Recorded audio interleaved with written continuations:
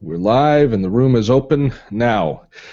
Hello everybody and welcome to our webinar today on Patreon, building and growing a Patreon community. I'm Steve Dotto and I'm thrilled that you're going to spend some time with me today to discover what I've learned in the last 9 months or so about the crowdfunding service that is Patreon. I'll just take a quick boo into the room here and make sure that everybody is indeed getting in. And indeed, we got lots of people flowing in. So let me fill you in on the kind of the structure of today's webinar. Those of you who have taken my webinars in before, you probably know this, and it's old hat.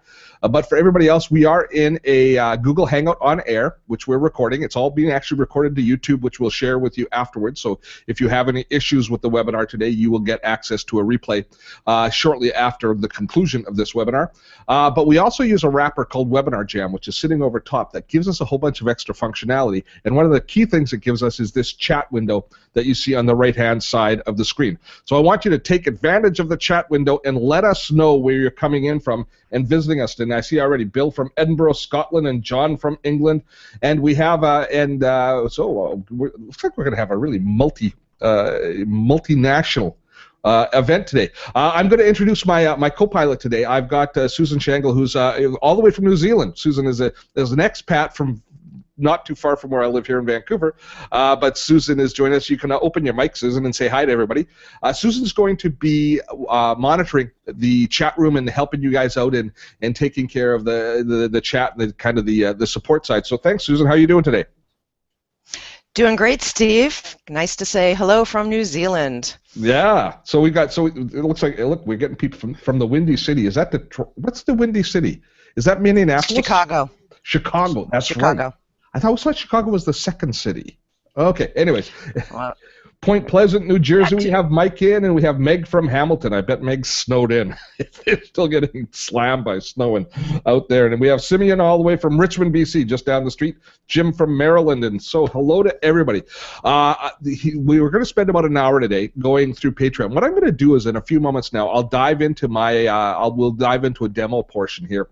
And I'll take you through kind of chapter and verse the settings in Patreon, how you set it up. And we'll talk a lot about the philosophy behind Patreon to make sure that basically I do a download and share everything that I've learned. And it's been I got to admit that Patreon has been a pleasant surprise for me. I started about 9 or 10 months ago kind of exploring it, and I didn't think it would become as relevant in my business as it has become. So we will share all of that with you coming up in a few moments. But in the chat area, if you can ask questions, comments, and what's going to happen is Susan will be monitoring it through the entire webinar, and then at the end I'll make sure we come back and we have time for questions and answers. Unlike a lot of webinars, there's no course that's going to be sold at the end. There's going to be no sales pitch at all at the end, so you don't have to worry about any of that sort of stuff happening. Although I probably should have one because I'm sure that maybe it would have been a good idea. But it's just going to be a purely informational webinar today. So let me just check my notes here, make sure that I haven't missed anything. But I think we should just dive in. I don't see any point in not diving in and spending as much time in just straight up content today as possible. So let's start talking just about what Patreon is and what it represents to us. Patreon, I'm sure most of you are aware by now, but it's really the closest thing that we can kind of make it analogous to is Kickstarter. But instead of for people who create products, it's for content creators. And this is one of the keys that you have to understand with Patreon moving forward, is you have to be a content creator who can form some sort of community around your content in order to truly take advantage of what Patreon represents. So it's ideal for podcasters and authors, musicians, the music community. Actually, the people who started the Patreon come from the music community. It's also great for webcasters and for YouTube content creators like me. It's great. But anybody who creates some sort of serial content that an audience or a community can rally around, that's where Patreon creates an opportunity. And the cool thing that I've discovered is it almost becomes like a membership site. If you think about so many content creators that are creating lessons and courses in different spaces, one of the things that they often do is they create a membership area where you can sign up, and for $10 or $20 or $30 a month or maybe more, you gain access to a community, and they continuously pour new content into that community, which is great. And membership sites are wonderful learning opportunities and experiences, and great to join. But they are management intensive as far as labor intensive as far as the content creator.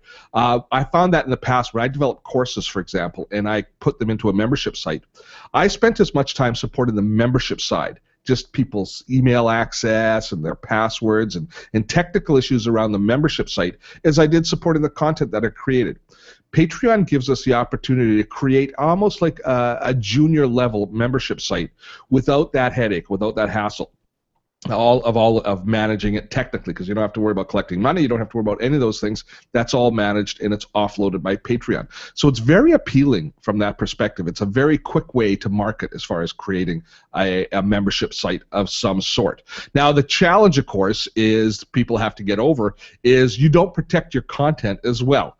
You can't gate your content quite the same way as you gate it, say, within a membership site. So there's always a chance that people will be able to take a little bit of an advantage of your content and be able to, for lack of a better word, steal it or appropriate it inappropriately. I will talk a lot about the philosophy, how I look at that a little bit later on in the webinar. But for the most part, I just choose to look ahead rather than look back, and I try not to worry too much about if there's a small amount of leakage of my content, because I'm more concerned about the people that are actually going to be part of my community moving ahead than the few that want to take advantage. But what say we just start a little bit of a screen share here, and we get off my face and we get into instead taking a look at what's happening with Patreon. So I'm going to share my screen here, and let's dive into the actual structure and talk to you a little bit about, let me find it, there it is, and talk to you a little bit about what Patreon is all about in the structure. So Patreon is basically a software as a service for the content creators. You can sign up for an account. If you're a content creator, you can sign up for an account for free, and then you just go through a little bit of an enrollment process, which is basically setting up a fairly elaborate profile. Now, one thing that Patreon has done a really good job, as have their sister products, like people like Kickstarter, is they understand the structure that you want to apply to give your potential supporters, your potential patrons, access in the information that they need in order to support you. So if you take a look at I'm going to show you the outside of my page now, what a visitor would see visiting it, and then I'll take you inside it as well and take a look at the kind of all the buttons in all of the different fields as you create it. But almost all Patreon pages are going to be structured the same. Title, making sure that you outline exactly what it is that you offer. A welcoming video which talks about your product. Now, one thing that the Patreon site does, and I struggle with this a little bit, is they're very open about not just the number of supporters you have, but about the amount of revenue that you're making per month. And I don't know if this ends up feeling a little bit boastful at times as people's Patreon dollars increase, or if there might be a little bit of a net negative impact on people, especially as the numbers start to climb higher and people say, well, they don't need any more money from me. They're doing pretty well. So that's one thing that I still kind of am coming to terms with, is the perhaps a little bit oversharing of revenue. But it's nice to know that it's successful. There is also an aspect of social proof to this. People coming to this, it's like coming to a Facebook page where you see lots of likes. Seeing a reasonable number of patrons committing a reasonable amount of money tells you that probably that content creator is creating something of value. So it creates social proof. And we'll talk about that a little bit more as we move ahead, and we talk about if you are thinking about setting up, some of the things you should be doing in your first steps to set up. Beneath the video, then you've got down the left-hand side. If you think about the structure of what a supporter gets from Patreon, there's two different types of benefit that they get from Patreon. They get access to whatever content you're offering your patrons, which is number one. That's kind of under the benefits of the rewards, or I call them perks. They call them rewards. But there's also community goals, which are these milestone goals that content creators set up. They say, you know what, if I can reach this much in revenue, then I can start to create this kind of content, this kind of additional content. Now, this is a difficult thing to come up with a concise and accurate, and in some cases even honest evaluation of what you're going to put in here. I found as I was putting this together, I was thinking, well, what can I do if I reach this revenue level? And as I'm reading through it, and I was preparing for this, I read through it, I said, holy cow, did I actually promise to do a daily live show if I hit $12,000 per month? I kind of almost hope that I don't hit $12,000 because I'm not sure I want to do a daily live show. But of course, you can change the rules. You can change the goals as you get along. But what it does for your community is it tells your community that you are that they can expect that their money is going to be spent creating more of the content that they want and that they are enjoying and that they find compelling. So that's the next thing that we see here is the milestone goals. Then in the center of the screen, you've got a description of your product, description of what your service is, and then the exciting part down at the bottom is the rewards. And people always scroll down to see what they get for the amount of money that they're going to contribute to you. Now, I've got my Patreon campaign set up as a monthly contribution, but depending on the type of content you have, you can also make it a serial contribution. Musicians often put forward, X dollars per song or per CD.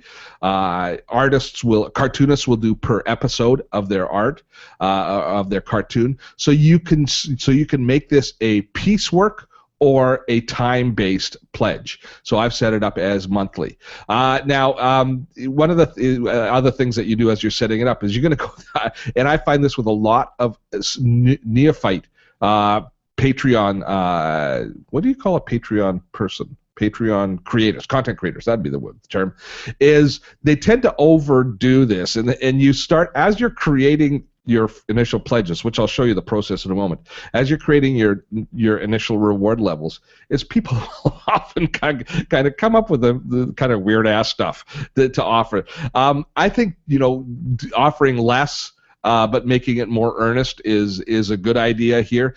And if anybody is starting out, before they ever put their first perks in place, they should take a real close look at what other people are doing and get a good idea for what's working and what's not. Because one of the mistakes that I would say I made is I set up too many levels when I first started it. But we'll talk a lot more about my story, kind of the voyage of discovery that I made on Patreon. But when I started it, I didn't really have a sense of what value I was going to be able to offer my community to make it unique. But there's a moment of discovery that's really helped me in my process, which I'll talk about in a few moments. So that's basically the structure of the page itself, of the Patreon page. And one of the nice things about it is it looks good. I think it looks great. The colors are well thought out. Personally, I've got orange and stuff in my logo and stuff, so it ends up looking that much better.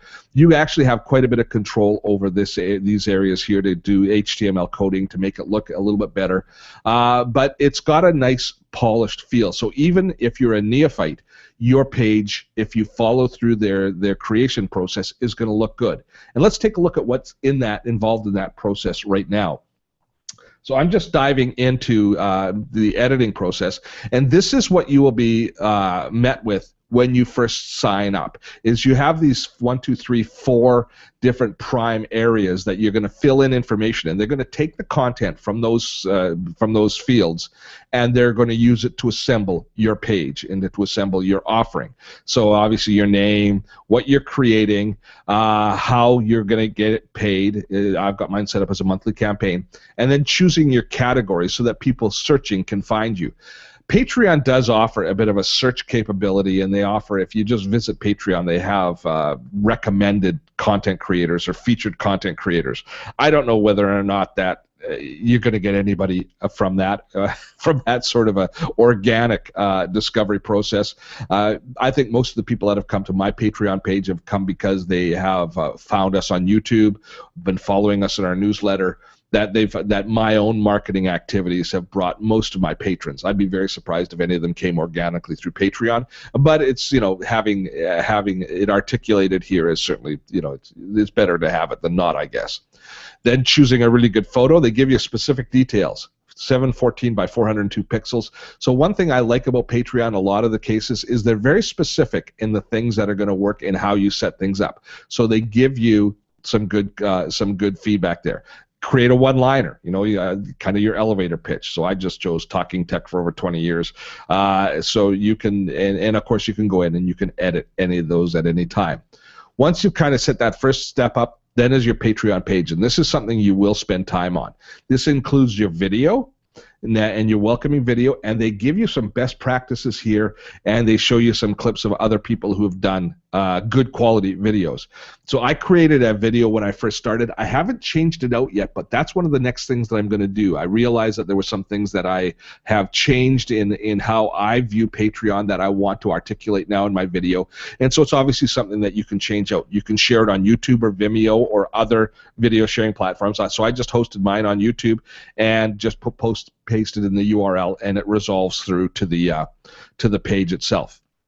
Then your description, and I've rewritten this several times, and I'll probably rewrite it several more times, but this is basically your, to a certain extent, your call to action and your pledge to your community. What are you going to do? How are you going to support your community? And what do you want your community to look like? And this is the word that I will come back to over and over again: community. Patreon is a real community, and it's a really unique feel. I got to tell you, the first time when people started coming to my Patreon feed and saying, Steve, I'm going to give you $5 a month. I'm going to give you $10 a month. The affirmation, I kind of almost got emotional, because it was people saying that I enjoy your content, I value what you're giving me in my life, and I'm willing, because they don't have to. Most of my stuff is available for free. Now, I've found some areas that I can make the perks more worthwhile, but when I started, basically it was just early access to my videos, and so there wasn't an awful lot of additional value at the beginning of my Patreon campaign, but people were saying, I watch all your videos, they help me, and I want to just give you a little bit of support back. So even at the $1 a month, I just was like, it was a great day. Every day was a great day, because all of a sudden I was getting one or two more people saying that they valued me enough to fill in their credit card information. So it's pretty empowering from that perspective. So this is your promise back to, more or less, back to your community. What are you going to do for them is on your Patreon page. Then comes the fun part, setting up your goals and the rewards. And this is where you can get off the bandwagon or get off the beaten track pretty quickly. So in the goals, as you can see, it's just fields you fill in. Once you reach this dollar level, you are going to do this. And in my old office, I had a picture that some people hated over my shoulder in the main shot before I started using the green screen. So I said at $500, I'm going to remove the picture from my shot, and it will not return. And it has not returned. It's sitting, actually, where is it? It's over on a wall that can't be seen anymore. You can kind of have fun with these, or you can be a little bit more serious. At the $5,000 level, I'm going to reinstitute a podcast or a weekly show. I used to do a radio show that would give me a podcast every week. When I stopped doing the real radio show, I stopped doing the podcast, but I know a lot of people like it. So once we hit and we're getting close, I'll start to reinstitute doing a weekly live show, which will be a podcast and question and answer and that sort of stuff. And then so you can set your different rewards, and there's no limit. You can go as high as you want. The top creators at this point here, their monthly revenue seems to be topping out somewhere a little bit north of $20,000 a month, but there certainly seems to be a lot of content creators, as I do my research, that are sitting anywhere between $2,000 and $10,000 in revenue. So the numbers can get fairly significant, and Patreon has only been around for a little over a year, so it's something that I expect to see growing over time. After you do your goals come the rewards, and the rewards are what you're going to give your patrons, what you're going to offer to them. And you can see that it's a pretty simple process, but they've thought things through. For example, if you are going to say at the $10 level, I'm going to send you a t-shirt, you can include making sure that you get people's shipping address. Or if you want to set a limited number of rewards available, if you've got a limited edition mug that you're going to send out, or you're going to give credit in your podcast to like 5 people per show, then you're going to only have 5 people at that level and call them executive producers, which I've seen, or something like that. So you've got those switches that you can turn on as you create your Patreon reward levels, and as you create them. And of course, you have a fairly nice HTML editor here that allows you to format and place the content in. So I spent quite a bit of time when I first created my rewards, and I've changed them since. So I'm going to take a little kind of a sidebar here and talk to you about finding value in your rewards, because at the end of the day, what you're going to give your community is going to be is going to have a direct relationship with what they're going to be willing to give back to you, or how likely they are going to step on board. So when I created my account off the top, I gave early access to my videos. I did things like, if you were at $25, I would do a weekly Skype call with you, or a monthly Skype call where I answer your questions. So I was kind of doing quasi coaching, but it's not really my core business. So there was little interest, I would say, in those sorts of benefits. It wasn't until September this year, when I launched my EVERNOTE course, when I launched the EVERNOTE Made Easy course, that a little penny dropped in my mind. I said, wait a minute, at a reasonable dollar level, I should give access to the course to my students, to my supporters. And so I added the EVERNOTE Made Easy course at the $10 level, and boom, things took off. When I did that, I had been doing Patreon for maybe 6 months, and I was right around $1,000 a month in revenue, or in support from Patreon. Since I added this course level, this has been the $10 level has been by far my most popular patronage level, and it's grown to around 200 people, I think, are at that level now. And it's now my biggest single source of revenue, and I feel great because people are getting access to a course that would normally cost them $100. They're getting access to it for $10 a month, and I made the commitment to them that all courses in our productivity space are going to be made available to them as I create them. So I created Task Apps Made Easy with my partner Mike Vardy in that particular case. So the people that are at the $10 level, they then get the Task Apps Made Easy course as well. So now they're getting, $200 worth of courses for their $10 a month. We're just in the early stages of developing a paperless office course around EVERNOTE again, which I'm creating with Brooks Duncan, and that's going to be available as well. So they're not going to have to pay more, but I'm going to keep pouring additional value into that $10 patronage. The cool thing is, if you think about as you're building a business model, anybody new that discovers us, say 6 months from now, when they look at the $10 level, they're going to see 3 courses in there that they can gain access to. Now, the negative side of that is they could sign up, the way that it's structured right now, they could theoretically sign up, they could download all the courses or get access to all the courses. As soon as the courses have been delivered to them, they could cancel their patronage, and they would have basically been able to get away with, almost stealing the courses. This is something that a lot of people are concerned about, and it's it's a reasonable concern. But here's my philosophy on that. I'll just continue doing a sidebar with my philosophy on that. Anybody who's going to do that isn't really a community member.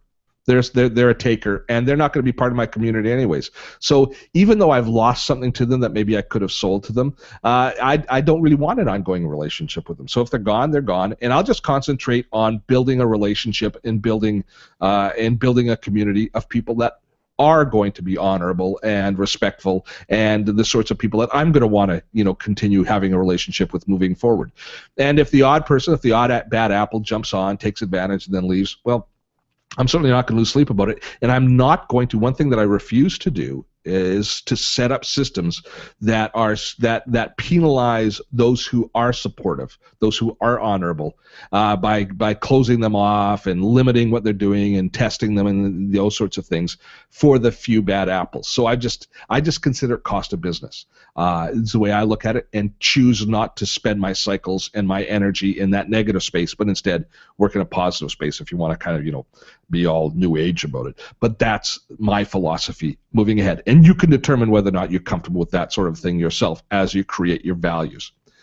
Now, I was able to, and I won't spend much more time on how I'm doing things, but I've set other tiered levels because I have content around growing your YouTube channel and social media marketing and webcasting. So I've set them up at a different reward level as we move ahead. So when I kind of figured out and saw the opportunity for including my courses in the patronage, all of a sudden Patreon started to take off for me to the point where I firmly believe that by the end of this year, it'll be my single largest revenue source.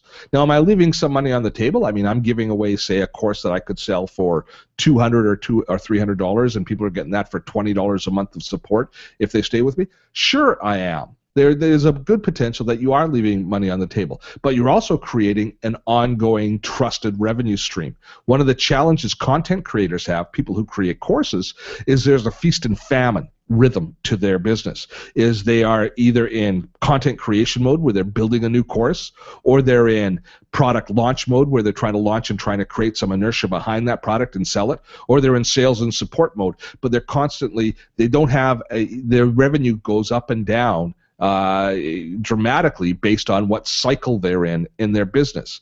This is a tremendous leveling factor. It evens things out. So even though I might, I could have maybe sold a couple hundred courses and made more money from the patrons that are all at the $10 level, the fact that there's nearly 200 people sitting there at $10 a month is the same as if I was to sell, say, 20 courses a month without doing anything now, because that's going to happen every month and it's going to grow.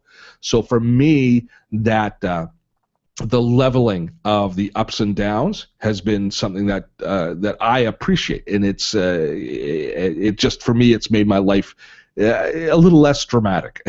There's a little less drama in it as I go ahead. So that's the content creation space, or the creation space as you launch your page and you put it together. You know what I'm going to do is I'm going to ask Susan. I'm going to keep it on this page, but Susan, if you want to pop in just in case there's any questions or what's going on in the chat room right now, before I move on to the next part. Everyone seems pretty fascinated with what's going on, and we do have a good question from Mike, who mentioned he's thinking about starting a Kickstarter campaign, and how would you suggest that Patreon might interact with that? Well, Kickstarter is, of course, ideal for anybody that's creating a product. If you're creating a widget or a gizmo or a gadget or even a piece of software, whereas Patreon is really more about ongoing content creation of some form or another. So I think that they're probably fairly exclusive, even though they work in the same way of crowdfunding and building a community around it to rally around your offering. If you're building an actual physical product that's going to be shipped that you want support on, that's kind of a one-off purchase, that's where Kickstarter is so strong, whereas Patreon is ongoing. I'm hoping that my patrons in Patreon are with me for years to come, whereas Kickstarter, there's going to be, you're going to have a build, launch, and then start over again cycle sort of thing happening with that sort of a campaign. I hope that answered that question. Good. What am I going to talk about next? I have to just take a look at my notes, make sure that I'm going through stuff. So here you get to see all my notes.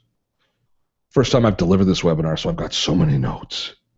Let's dive in and just take a look at a couple of, as you're preparing, if you're thinking about launching, and actually that's a good question. So if you have the ability to jump in and create a poll, I should have created a poll that says, who is thinking of why are they interested? Are they thinking about creating a Patreon campaign? Are you more interested from something that you're going to create your own Patreon campaign and build support, or more interested from a supporter's perspective of just kind of learning about it? Maybe you can figure out a really good question in that space there. I've just offloaded all sorts of responsibility to poor Sue. Let's just jump in and take a look at a few of the success stories that we can see online. And so I just did a quick buzz through to see, kind of who some of the top supported channels are or content creators. And this one called The Comedy Button, which is basically a comedy show. They've got over 6,300 patrons to the tune of something north of $20,000 a month. But they're a whole group that puts out a weekly comedy show or a serial comedy show, and they've got a long description of the stuff that they do. But once we get down into their actual support, we see that lots of people are at the $1 a month, which is just basically at a thank you level. And then we see as they go up to the $2 a month, they add people's name into a song once a week or once per episode that they do, is they start rolling people's name into the song. So they've got lots of little bits of money, 2, 3, 4, and they've itemized their pledges as micro as that. There's a difference between what you get at $4 and what you get at $5. So they've very micromanaged their pledges, but it works for them. Personally, I think that the less number of levels that you have, the better off you're going to be, at least in the early days. But these guys are obviously a sophisticated channel with a huge, huge following. This one here is I wanted to talk about a podcaster. And Tom Merritt is really the person that his podcast is what got me thinking about Patreon in the first place, as well as a friend of mine, John Beeler, mentioned it to me. He'd come back and he'd met the founder, and I guess his friends with the founder. He said I should look at it back when I was doing my radio show. John mentioned it to me. But what got me seriously considering actually spending the time and energy to discover what was going on with it was Tom Merritt, who has long-term been a podcaster on all things tech. And he left Leo Laporte's fold in order to start his own thing. And look what he's done. He does a daily, now he works his butt off. He does a daily tech show. He actually does several other podcasts as well. But he's up to 4,800 patrons, as to the tune of $15,000 a month. So he's doing very well with it. This is supporting his enterprise, I am sure. But the interesting thing about Tom is he's made, look at his levels of support. 3 levels. That's it. $1, $5, and $10. That's it. He's kept it incredibly simple and incredibly clean. Do you remember when we were looking at the comedy page, how long that page was, how I scrolled down? Tom's page is boom, boom, down to that, and that's all that there is to it. But his followers are legion. There's over 4,800, as I say right now, that follow him, and he continues to just bang it out, to produce great content each and every day that people that are interested in what's happening in the tech universe are addicted to. I listen to his show on a regular basis when I'm making dinner and stuff like that. I'll just fire it up on iTunes, and he does a really good job. But I love the fact that he's compressed it, and he has gone completely to the other side of the spectrum with super simplicity. Very low dollars, very few perk levels, and he doesn't have a lot of responsibilities to give back as perks. He just says, thanks so much. I'm going to keep on doing great content that you like. For the most part, he's not finding additional incentives. And that's the one thing to think about, is if you need too many fantastic perks, you've got to wonder whether or not your content is actually building the community itself.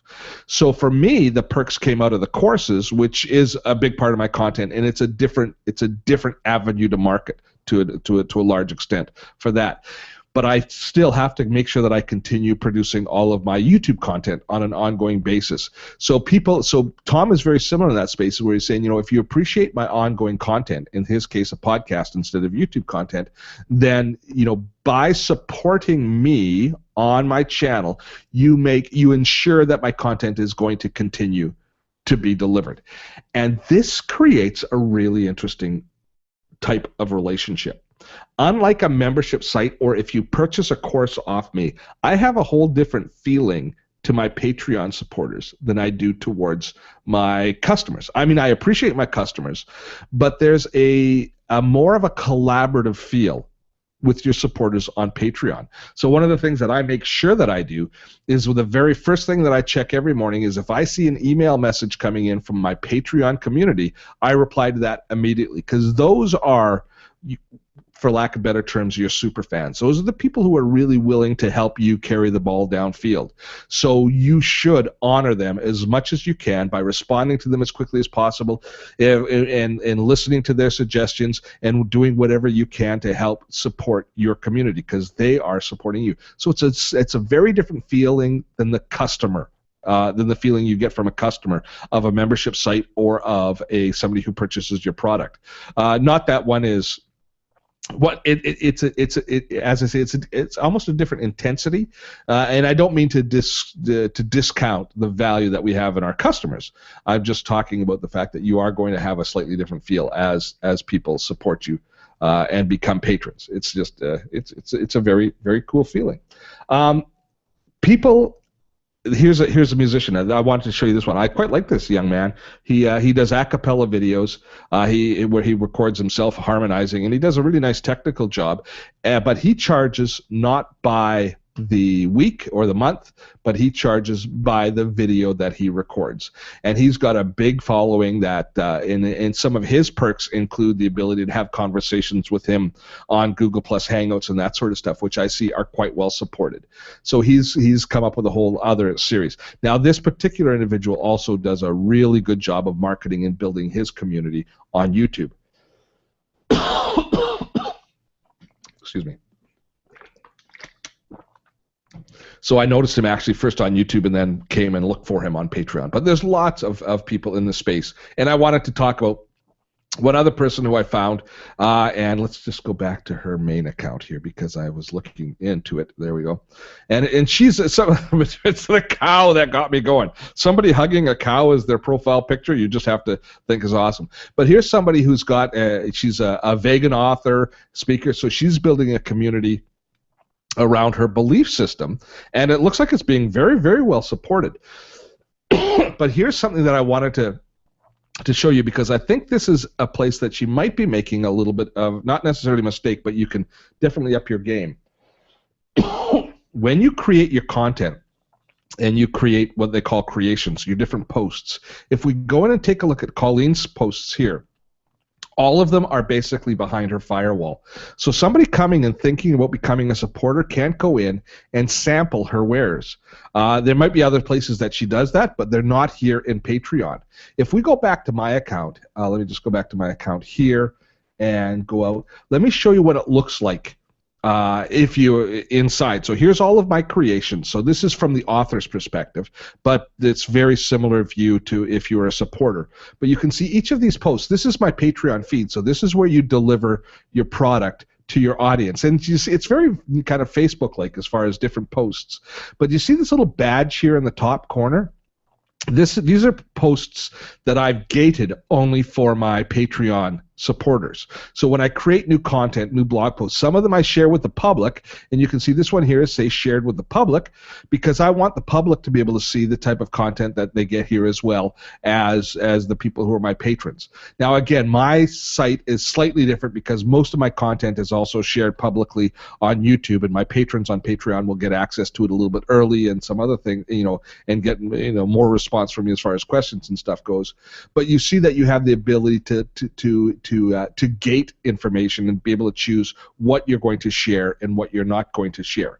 One other interesting thing that I really like about it, it's a little interface thing, but if you scroll back in time and you go back to say, here's, I'm just looking for a date here.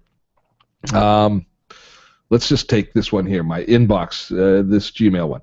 If I click on that, that was done in November, so that's done 2 months ago now. But if I click on that actual post, something very cool happens. At least I think it's very cool from my perspective. I'm just going to pause that. There we go. Is here, if you can, I'm not sure you can see it, but it tells you what your support was like at that particular point. So there's 21 new patrons have been kind of brought in by this creation. It's the number of people that sign up while this is the current post up, but it also tells you what your total support was at that point. So there it was, November of just over 2 months ago, I was at $1,500 in revenue. So when I'm saying that the adding the courses has made all the difference in the world for me as far as Patreon, it's made all the world of difference because most of the growth has come because of the offering of the courses as perks that I deliver. So that is a kind of a look at the back end of Patreon. Let me just before I go back and stop the screen share, make sure that I've covered everything that I want to. I'm just going to take a look at my notes here for a sec, because the rest of the stuff I think I can talk to you about as we enter into more of a question and answer session here. I've talked about risk versus reward. Yep, I think we're good. Okay, let's jump out. Let me just stop screen sharing now and get my beautiful face back up on screen, because darn it, isn't that what you want? So how are we doing this? Susan, you want to open up your mic and tell me what sort of questions and answers we're getting, or questions and comments we're getting from the community? Absolutely. So Roy and Peter were curious about how Patreon might be used with nonprofits, and is it possible to make the contributions tax exempt?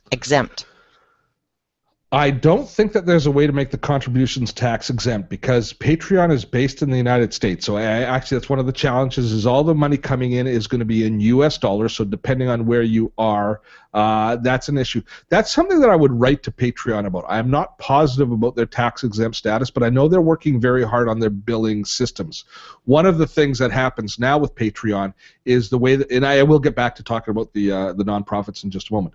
But while we're talking about the billing things, one of the issues is they collect money once a month at the end of the month, which a lot of Patreon content creators have asked them to change over to collect money when people make their pledge, which is far more democratic as far as I'm concerned.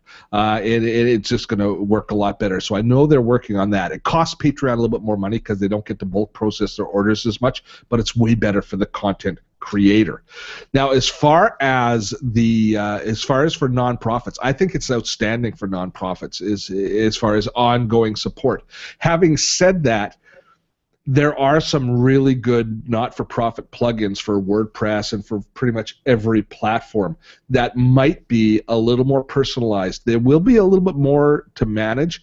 The reason Patreon would be good is if it ranked better in search. If you had a better, if Google was looking for and people were able to discover you because of Patreon.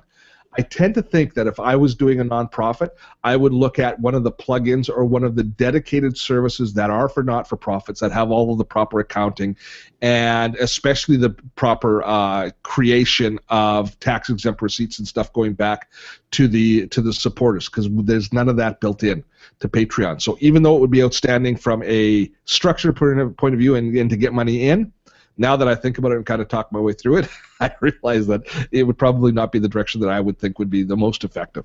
I would look at one of the dedicated services, and I'm not sure what they charge. I'm not sure what the cost is. Real cost in Patreon dollars going out, a percentage that you get versus versus what you see pledged. You're going to have a percentage of people that don't pay every month, so there's going to be a slight drop-off there. And then credit card and Patreon fees are going to take up about another 5% of your total revenue coming in on the Patreon side. So I hope that answered that question. They can let us know if they need a follow-on. That's great. Okay, next. Good. We have another question here from Lori. Can you speak more about your thoughts of using Patreon instead of a membership site for access to courses? I know you mentioned in the beginning that there was a lot less overhead, but maybe you have some more insight into using one or the other, or maybe both together. And I do use both together myself, so I can speak from my perspective of it it's not it's kind of a limited experience. But what I've done with my Patreon content is I've modified my heavier courses slightly for Patreon. So here was my thought process. Is I spoke a lot earlier on about the fact that you don't want people to be able to take advantage, or you don't want to concern yourself too much with people taking advantage of all of the access to the content. And one of my challenges downstream is knowing who's still a patron in the future. So what I've done with all of my courses is as I build my courses, I build all my courses, for those of you who follow me a lot, you know that I use Evernote a lot. So the low-level courses, the $10 level support courses are all built in Evernote anyways, and they're designed to be sent out as an email autoresponder. So when people sign up, they get onto that email list, and they're sent all of the course content in the order that they're supposed to receive it. What I'm doing for my higher level courses, for the ones around YouTube and webinar development and that sort of stuff, is I'm still building my membership area, but I'm only giving people access to that membership area who actually purchase the course as a straight up course purchase. For my patrons, what I'm doing is I've encapsulated those courses, and I've taken all of the same content, and I've built it as an email autoresponder sequence.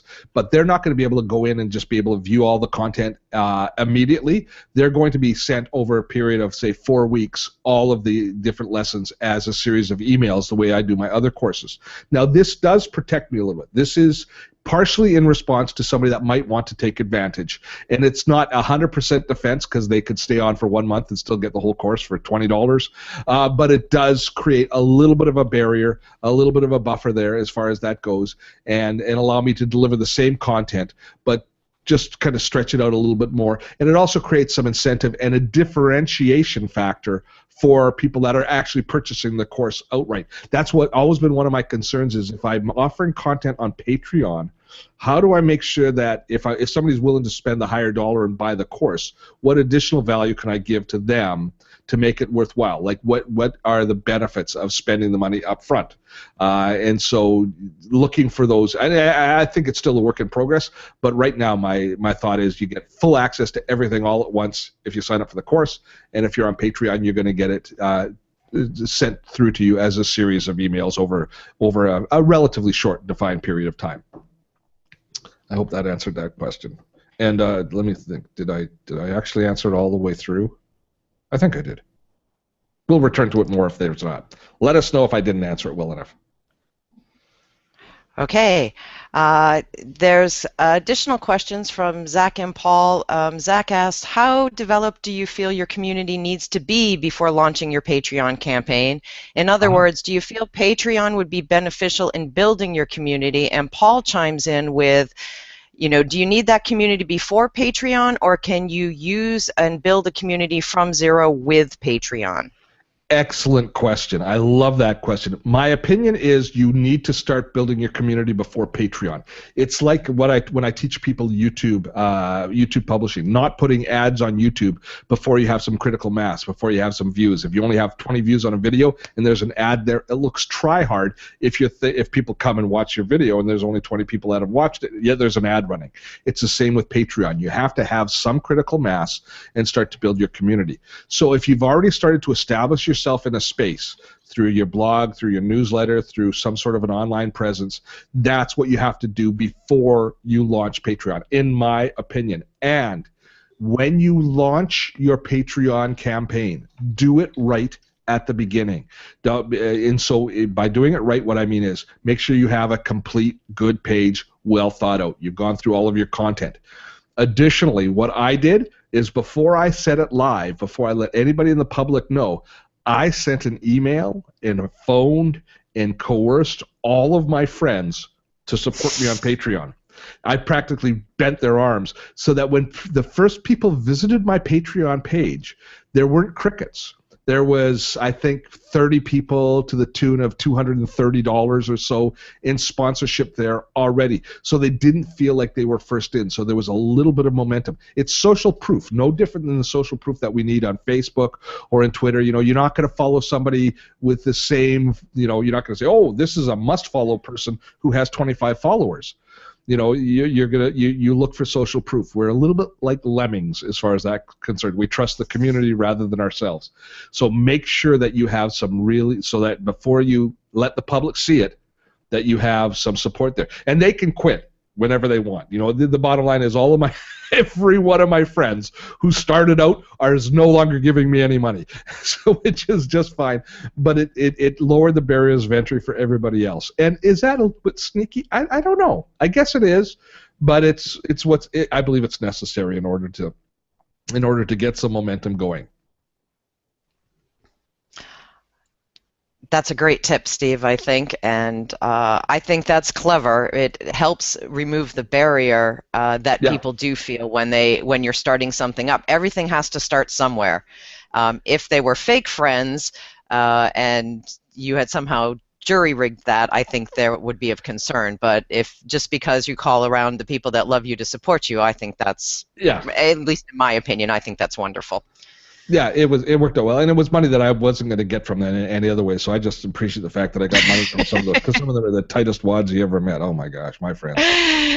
And I'm sure over the years you've probably given them a bit of technical advice or help. They're not shy to ask for that. That's for sure. Exactly. We've got a great question here from Ruslan working on how do you integrate your commitment to Patreon into the freemium YouTube content? How does one benefit the other? And that was one of my, when I started Patreon, one of my biggest concerns was finding where the real value was that I could offer my community. And so what he's talking about as far as my freemium content is I give away a ton of great YouTube videos, the only content on YouTube. And the only way that I monetize that is through AdSense revenue on those ads, or by using it as a lead magnet to get people to sign up for my newsletter. So there's a lot of basically brand building. I'm not going to say community building at this point because it's very weak as far as community building. There's a lot of brand building that goes on YouTube, getting subscribers on YouTube, getting people to follow me and getting them comfortable with me. And then a small percentage of those people I can migrate over finally into Patreon. When I started the course, when I started the Patreon offering, I didn't have a great value proposition to offer my patrons. And that was my concern. Excuse me. The joys of live. I should have a fisherman's friend here, but I don't see one around. Nope. Oh well, I'm just going to have to tough through it. Great video. So I didn't have, in my mind, an offering that would have made me jump up and give the money. Now, people were supporting me because they believed in overall the content, but those were really the super supporters that was watching every video, were commenting, and a lot of them, to a certain extent, I already had kind of a relationship with because I would see them commenting in the YouTube channel, so I was already having conversations with them back and forth. So they already, got over those hurdles that we talk about in the online world of liking, knowing, and trusting you. I already had those people in that space. But finding additional value, I didn't want to produce videos. I didn't want to increase the number of videos that I produced and then produce custom content just for the patrons, because there's only a couple of hundred of them, and it was just great content I could use to build my brand rather than just give to them. It wasn't until I discovered this or kind of set this process in place where the courses that I was selling anyways that I'd already removed from public space and I was going to be charging for, and I could roll into it. It wasn't until I did that then it suddenly became something that started to work for me. So depending on what your space is, I mean, if you were a writer, if you blog and comment, but you're writing a novel that you're serializing and you're charging people, they're paying to get a new chapter or something like that, those are the sorts of ways that you can, take content that you're parceling out, but still continue to build your brand. Freemium content, as far as I'm concerned, is still going to be essential for anybody building any community, because you have to prove yourself, you have to reach out there, and you have to get out there, regardless of your social network, regardless of whether it's a blog, whether it's a podcast, whether it's videos that I do. You're going to still have to be producing that, but then you're going to have to find that additional extra value that's going to kind of entrench your value proposition on Patreon. Good. Sorry about all of the gagging and wheezing halfway through. That's the beauty of live. People know we're really here, really doing it right now. And this is a little bit related to what you were just addressing, Steve. A follow-up question from Paul is, the Patreon videos seem to have YouTube advertising on them, and do the adverts go away if I become a paying supporter? And I think that was addressed, but just wanted to bring that up in case you wanted to add something. And that was one of my original thoughts, was I released the video before to my Patreon community, before it's released to the YouTube community. And I try and do that, but I don't always remember. So what happens is, yes, that would be, there's a couple of ways that you can do that. You can always, so my original plan was, and I still try and do, is release the video before it's published on YouTube with no ads, and then after 2 days it then gets ads attached if it's on YouTube.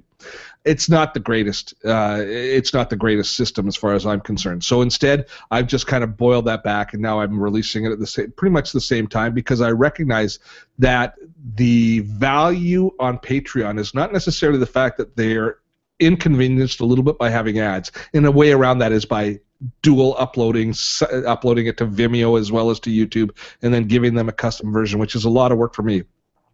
But the value I'm offering my community wasn't necessarily ad-free access to my videos, but access to me responding to their questions and comments immediately. So that's where I've determined the value is as far as my videos are concerned. But there are a couple of ways to approach that. I'm not positive that my way is exactly right, but that's just kind of the route that I have now taken. For me, the real value is access to me that I respond very quickly, and more importantly, access to those courses in downstream. Steve, is there a method within Patreon that allows you to respond to those Patreon clients more quickly, or is it just because it's early access that you're able to give them, a prompt response if they've reached out to you? Kind of how are you managing, because you have a pretty big community between, your followers on YouTube, your Facebook followers, your Patreons, and then all your course subscribers. There's a lot of Dotto love out here, and how do you keep up with it all? There's two places in Patreon that you're going to get communication from your community. In the feed, which is just like a post in Facebook, and then there's also a direct email as a direct messaging system within Patreon. So I have them both flagged. Patreon sends an email notification as soon as there's any activity in either one of those feeds, which I have flagged with a special colored flag in my email. So as soon as that comes in, I see it right away, and it just bubbles to the surface for me. So it's all about my own internal process as opposed to any other really internal warning system, and then it's my own discipline as far as just making sure that that's what I respond to first, and I get right on that. And so that's what I do because I feel responsible to do it, and that's how I handle it. The internal system is how I actually deliver my benefits. So what happens in my process is as soon as somebody subscribes as a Patreon supporter, I get an email immediately saying so-and-so's just pledged money to you. As soon as I get that, I usually wait about 5 or 10 minutes because I don't want them to think it's an autoresponder sending it back to them instantly. So I wait a few minutes. I wait an appropriate amount of time to act like I'm cool about this, and then I send them a response which is partially canned and partially personalized. I write it to them, but I use a text expander to give them all of the details of how they sign up to get all of their different perks. So the page that they go to sign up to start the different perks flowing through into their own system. So I do that, but that's all done through the internal system. And then when people post publicly, I typically speak. Sometimes I'll respond to them privately, especially if there's something that I don't really want to share with the whole community. But for the most part, I just respond back the same way you would in Facebook or Google+. It just becomes a community type thing. But it's all of those emails, all of those posts are being flagged to me, and I've got alert systems to let me know that they're coming in. And that's how I manage mine. Fabulous. Thanks for that insight. Natalie is curious about how much content one should have before they go live on Patreon. What do we need to get started? What would you recommend? That's like how long is a piece of string? That's a good question, but I think that you're going to have to determine where the value is and whether you feel there's real value to your community. Don't look at the Patreon campaign as I need money coming back and I need it to support me. Look at the Patreon campaign, if you can, look at it through the lens of your supporter. Is how much value are you going to give them? At what point are they going to be then happy to start contributing to you? So, if you look through that lens, if you were looking at your body of work that you're offering to people, would that be something that you would be happy to support if you were in their shoes?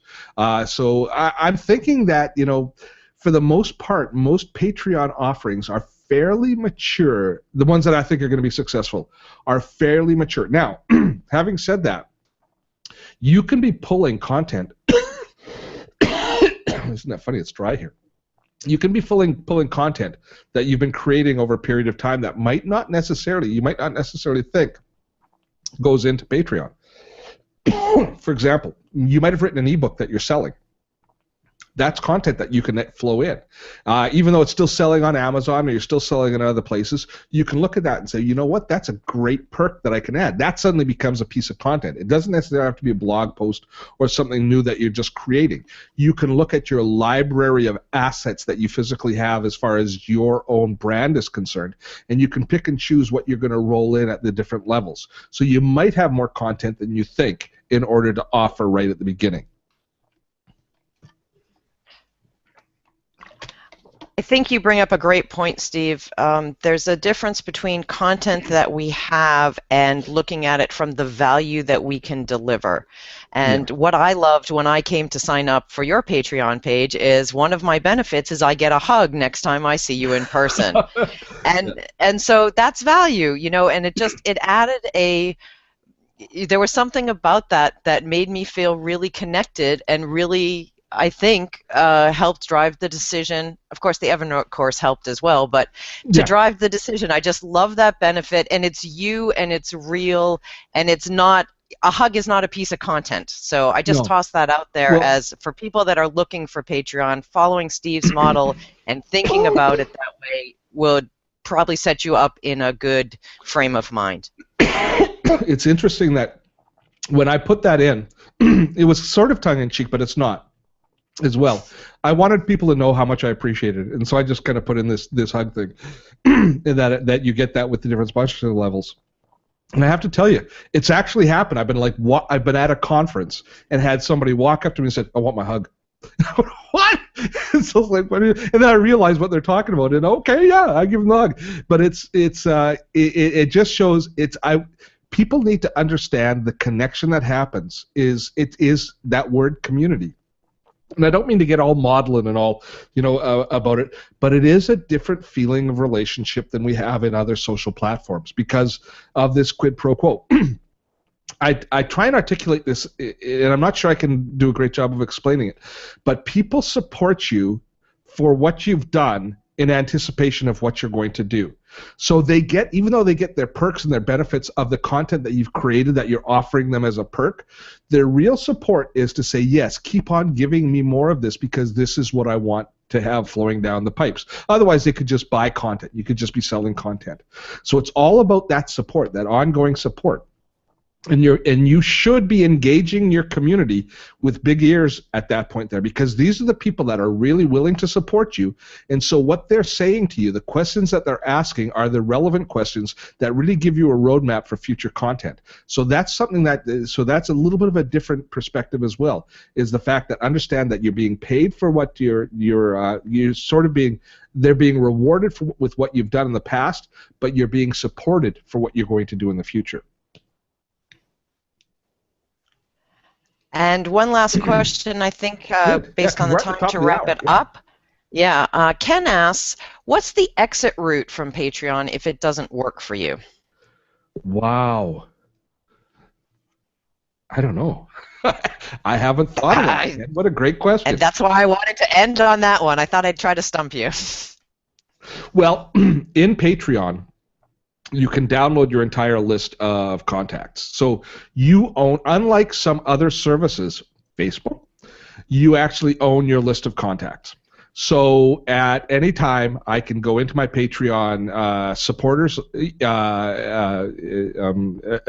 profiles, not profiles, excuse me, into my accounting back end of Patreon, and I can download a list of all of my supporters, how much money they've given, how much they're sponsoring each month, etc. So I can download all of that information. I can't download their credit card information, but I can download their email address, their name, how long they've been a supporter, how much money they've actually contributed. So I have all of that information available to me at any time. So your exit strategy is you pull everybody off of Patreon if you're going to shut down your account, and then you reach out to them through your own email autoresponder and you tell them where you're going.